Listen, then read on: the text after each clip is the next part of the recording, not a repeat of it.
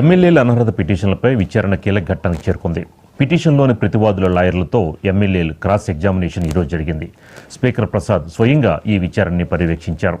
అనర్హత పిటిషన్లు దాఖలైన ఎమ్మెల్యేలు ప్రకాష్ గౌడ్, కాళే యాదయ్య ఈరోజు విచారణకు హాజరయ్యారు. ఉత్కంఠ రేపుతున్న ఈ అనర్హత పిటిషన్లపై తదుపరి చర్యలు, స్పీకర్ నిర్ణయం ఎలా ఉంటుందో వేచి చూడాలి.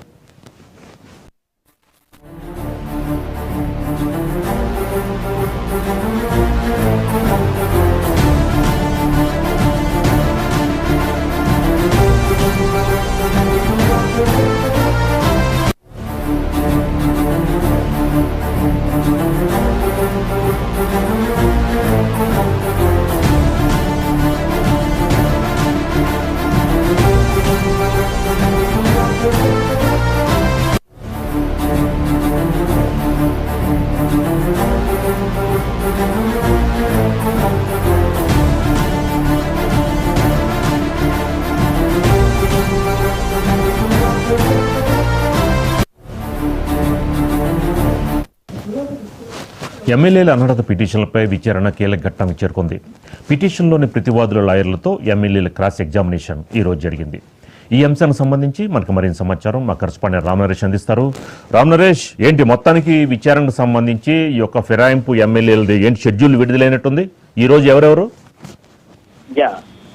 రామరాజు, ప్రధానంగా చూసుకుంటే పార్టీ మారిన 10 మంది ఎమ్మెల్యేలకు సంబంధించి విచారణ అయితే ప్రారంభమైందని చెప్పుకోవచ్చు. అయితే దీంట్లో 8 మంది మాత్రమే ప్రస్తుతం స్పీకర్ విచారణ చేపడుతున్నారు, అంటే క్రాస్ ఎగ్జామినేషన్ అనేది చేస్తున్నారు.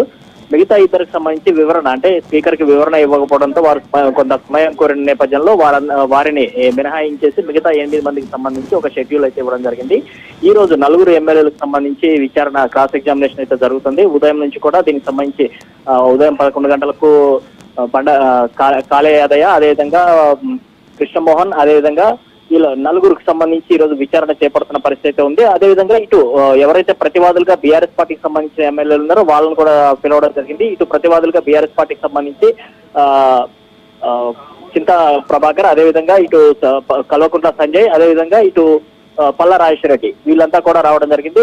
వాళ్ళ అడ్వకేట్ సమక్షంలో క్రాస్ ఎగ్జామినేషన్ అయితే జరుగుతుంది. అయితే ఈ 4కి సంబంధించి వీళ్ళు ఏం చెప్తారు, అదేవిధంగా అఫిడవిట్ లో ఏం, అంటే స్పీకర్ కి ఇచ్చిన అఫిడవిట్ లో ఏమి ఇచ్చారు, అదేవిధంగా పార్టీ మారడానికి గల కారణాలు ఏంటి, వాళ్ళు అంటే పార్టీ మారిన ఎమ్మెల్యేలు ఏం చెప్తున్నారు, అదేవిధంగా ప్రతివాదులుగా ఉన్న ఎమ్మెల్యేలు ఏం చెప్తున్నారు, వాళ్ళు ఇచ్చిన ఆధారాలు ఏంటి అనే దానికి సంబంధించి క్రాస్ ఎగ్జామినేషన్ చేస్తారు. ఎగ్జామినేషన్ చేసిన తర్వాత మరొకసారి, అంటే 1వ తేదీన మరొకసారి విచారణ చేపడతారు. ఆ విచారణ తర్వాత అన్ని అంశాలను క్రోడీకరించుకుంటారు. అయితే ఇది మళ్ళీ అంటే ఈ ఒక రోజుతో అయిపోయేది కాదు, మొత్తం 8 మందికి సంబంధించి ఒక షెడ్యూల్ అయితే ఇవ్వడం జరిగింది. 29, 1వ తారీఖు, అదేవిధంగా 6వ తేదీలోపు ఈ వీళ్ళకి సంబంధించిన 8 మందికి సంబంధించిన విచారణ క్రాస్ ఎగ్జామినేషన్ అనేది పూర్తి చేస్తామని చెప్పడం జరిగింది. అయితే విచారణ మొత్తం అయిన తర్వాత స్పీకర్ వీళ్ళపై అనర్హత వేటు వేస్తారా లేదనేది అయితే చూడాల్సిన పరిస్థితి ఉంది. ఎందుకంటే ఇప్పటికే దీనికి సంబంధించి సుప్రీంకోర్టు ఒక డైరెక్షన్ అయితే ఇవ్వడం జరిగింది.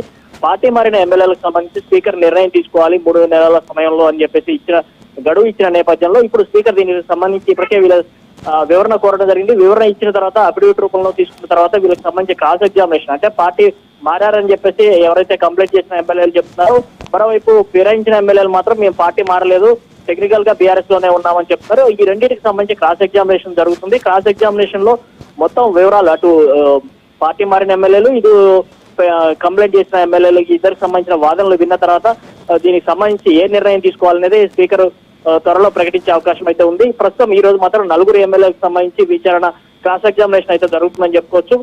అయితే ఈ క్రాస్ ఎగ్జామినేషన్ సందర్భంగా ముఖ్యంగా ఇప్పుడు ఏదైతే క్రాస్ ఎగ్జామినేషన్ అంటున్నారు, కానీ ఇందులో ముఖ్యంగా బీఆర్ఎస్ పార్టీ వాళ్ళు మెయిన్, అంటే వాళ్ళు చట్టబద్ధంగా వీళ్ళు మారారు అనేది ఇప్పుడు బీఆర్ఎస్ పార్టీ వీళ్ళ ఆధారాలతో సహా ప్రూఫ్ చేయగలిగితేనే కదా ఇది ఒక బీఆర్ఎస్ కి మంచి అవకాశం. ఈ విషయంలో మరి బీఆర్ఎస్ సక్సెస్ అవుద్దంటారా? ఇక్కడ బీఆర్ఎస్ పార్టీకి సంబంధించి మొత్తం పూర్తి ఆధారాలు, వీడియోలు అన్ని కూడా, అంటే ఏవైతే వీళ్ళు పార్టీ మారిన ఎమ్మెల్యేలు పార్టీ కండువా కప్పుకోవడం, అంటే కాంగ్రెస్ కండువా కప్పుకోవడం, అదేవిధంగా పిసిసి సమావేశాల్లో పాల్గొనడం, అదేవిధంగా ఎన్నికల ప్రచారంలో, అదేవిధంగా కాంగ్రెస్ పార్టీకి సంబంధించిన ప్రచార కార్యక్రమాల్లో వీళ్ళు ఆ వాహనాల్లో ఎక్కి ప్రచారం చేస్తున్న విజువల్స్, అదేవిధంగా వీడియోలు, వాళ్ళు మాట్లాడిన, అంటే మేము కాంగ్రెస్ పార్టీలో చేరాము, మేము అభివృద్ధి కోసం కాంగ్రెస్ పార్టీలో చేరామని చెప్పి వాళ్ళ వాయిస్ లో చెప్పిన మీడియా క్లిప్పింగ్లు, అదేవిధంగా మీడియాకు సంబంధించిన స్టేట్మెంట్లు అన్ని కూడా ఆధారాలు మొత్తం కూడా స్పీకర్ కి అఫిడవిట్ రూపంలో ఇవ్వడం జరిగింది. అన్ని ఆధారాలు అంటే ఇప్పటికే సుప్రీంకోర్టులో అన్ని ఆధారాలు ఇచ్చారు. ఇప్పుడు మళ్ళీ స్పీకర్ దగ్గర కూడా ఈ అన్ని ఆధారాలు ఏదైతే వీళ్ళు పార్టీ మారాము అంటే మేము పార్టీ మారలేదు, కేవలం అభివృద్ధి కోసం సీఎం దగ్గరికి వెళ్తే సీఎం మా కండవలు కప్పారు తప్ప మేము ఎక్కడ పార్టీ మారలేదని చెప్పేసి వీళ్ళు చెప్తున్నారు. కాకపోతే ఇక్కడ పక్కాగా ఆధారాలు అయితే బీఆర్ఎస్ పార్టీ స్పీకర్ కి ఇవ్వడం జరిగింది. ఎందుకు అంటే ఇక్కడ కాంగ్రెస్ పార్టీకి సంబంధించిన కొన్ని ప్రచార కార్యక్రమాలు కానీ, అదేవిధంగా వీళ్ళకి సంబంధించిన ఎన్నికల ప్రచారం కానీ, మరొక వైపు పార్టీకి సంబంధించిన పిసిసి సమావేశాల్లో పాల్గొనడం, అదేవిధంగా రాహుల్ గాంధీని కలవడం, అదేవిధంగా పిసిసి కార్యాలయంలోకి వెళ్ళి అక్కడ సమావేశాలు నిర్వహించడం, ఇవన్నీ కూడా అంటే గాంధీ భవన్ లో వీళ్ళు ప్రెస్ మీట్లు పెట్టినవి కానీ, అదేవిధంగా కాంగ్రెస్ పార్టీకి సంబంధించిన పార్టీ ఆఫీసులో వీళ్ళు కార్యక్రమాల్లో పాల్గొనడం, ఇవన్నీ సంబంధించిన ఆధారాలు అంటే కాంగ్రెస్ పార్టీ కానీ ఎమ్మెల్యేలు అంటే బీఆర్ఎస్ పార్టీ ఎమ్మెల్యేలు ఆ పార్టీలోకి వెళ్ళి అక్కడ కండవాళ్ళు కప్పుకోవడం కానీ, వాళ్ళతో కలిసి అంటే అభివృద్ధి కోసం వెళ్తే సీఎం దగ్గరికి వెళ్ళాలి లేదా సెక్రటరియట్ కి వచ్చి సీఎం ను కలవాలి, కానీ గాంధీ భవన్ కి ఎందుకు వెళ్తున్నారు, అదేవిధంగా ఇక్కడ పిసిసి కార్యక్రమాల్లో ఎందుకు పాల్గొన్నారు, అదేవిధంగా పిసిసి ప్రచార వేదికల్లో అంటే సీఎం తో పాటు అదేవిధంగా మీనాక్షి నటరాజన్ తో పాటు ఎందుకు కలవాల్సి వచ్చింది, అన్ని అంశాలను కూడా స్పీకర్ దృష్టికి తీసుకురావడం జరిగింది. దీంతో పక్కాగా అంటే పార్టీ మారిన ఎమ్మెల్యేలు పక్కాగా వీళ్ళంతా కూడా పార్టీ అంటే బీఆర్ఎస్ పార్టీ గుర్తుపైకి గెలిచి కాంగ్రెస్ పార్టీలో వెళ్లారు అనే చెప్పే పక్కా ఆధారాలను అయితే బీఆర్ఎస్ పార్టీ స్పీకర్ ముందు ఉంచింది.